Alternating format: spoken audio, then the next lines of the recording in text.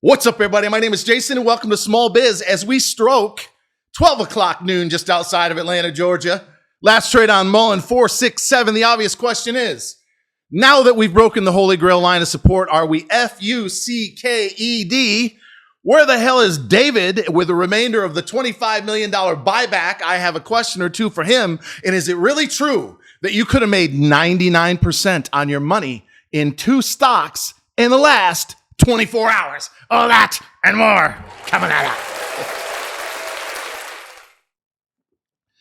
All right, ladies and gentlemen, happy hump day to you as we once again stroke noon just outside of Atlanta, Georgia. All right, I need you guys to help in sending this viral.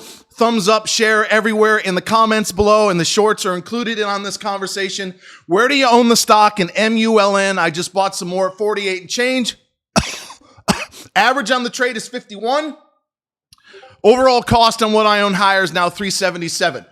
But tell me in the comments below, are you buying last trade 469? Are you short and why? We want to hear from you. Is it because it's a scam? Do you think we're going under the 39 double bottom all-time low and heading straight for a dime, as somebody said to me on Twitter a few minutes ago? Or is this the bottom? I will answer all that, including a passionate plea to get David off his fat ass out from under that fucking Learjet, posing like a fucking pimp, former CEO or president of Death Row Records, to do your fucking job, and that's defend shareholder value. But before I get there, ladies and gentlemen, may I remind everybody once again that this guy right here, who's feeling, looking, sounding, and performing at his best, 53 years of age, 150 winners in the last 18 months for over 1,000%. And as I shared on Twitter about 2 hours ago, we have three gentlemen and one woman that have made, I said 50,000 because you wouldn't believe me. It's actually over 100,000. In the last 24 hours, let's get this out of the way. We had AVTX. I'm going back 48 hours now. I said, buy it at 10 and change, sell it at 19. Boom, 90%. We had a young lady, God bless her. I told her last night, and she got in with someone in California who I don't think sold the stock, and AGRI at 10 and a half. It was 15 in the pre-market. She should have pulled the ripcord. She kept saying, oh, it's going to 16. Wrong.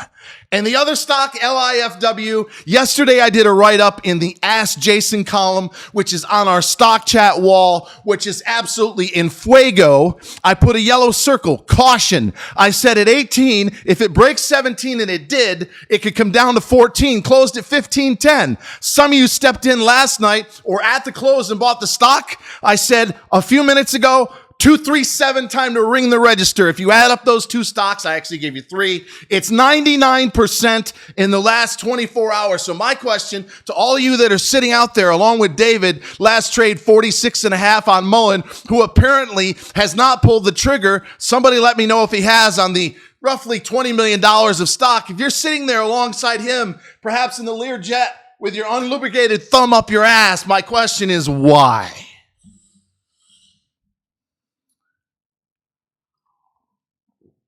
What are you waiting for, folks? Is the saying, is it buy the rip and sell the dip? Are we supposed to be greedy when others are greedy? No, Warren Buffett, be greedy when others are fearful, be fearful when others are greedy. The fake news CNN Fear Greed Index was at 26 this morning. You can feel people shaking, right? 46 and a quarter right now. Are we going down to 42? Very possible. In fact, if you rewind the last couple of videos, I said there was a 50% chance we could break a half a buck in this type of market.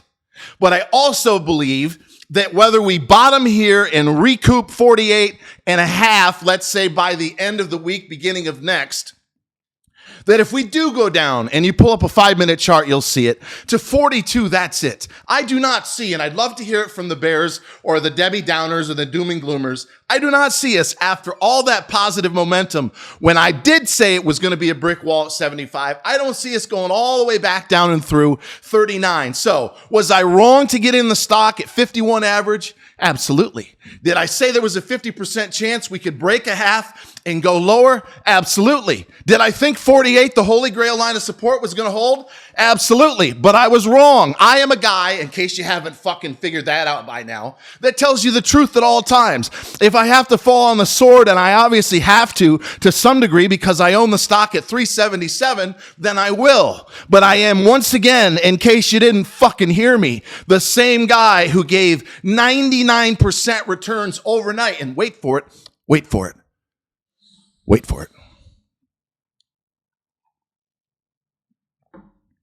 914% in Ask Jason stocks. I've reviewed over 30. I do a graph. You say, hey, what do you think of this? 2/3 to 3/4 of the time it gets a red circle, don't touch it, no good. About a 1/3 of the time, I give it a green light, LIFW at 14.5. I told the young lady, wait till it fills the gap somewhere around 8. It did. Boom, get in. Tripled in 24 to 48 hours.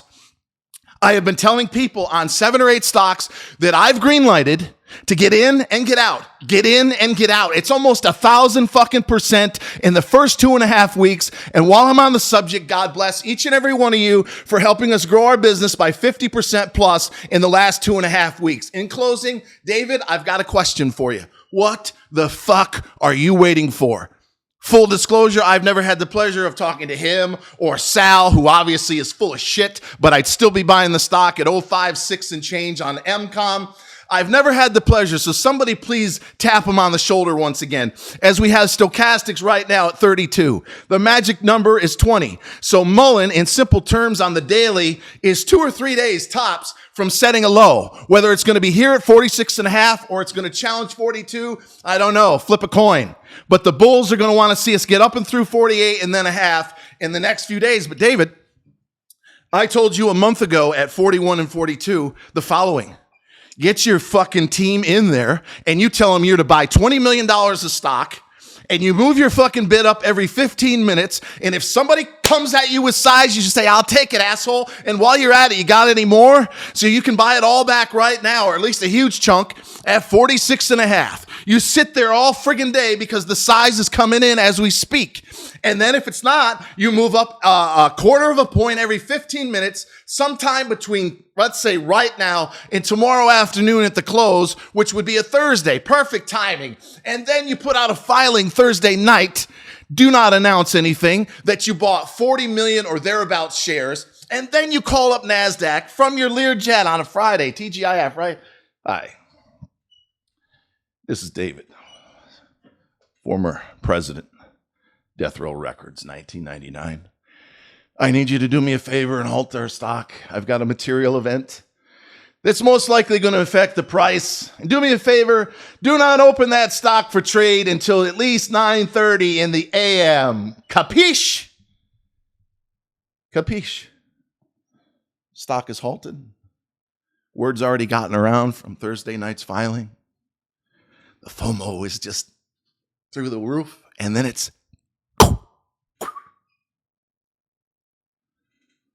until next time, ladies and gentlemen, always remember that I love you and get yourself a Discord or a premium at trysmallbiz.com. Let's fucking go.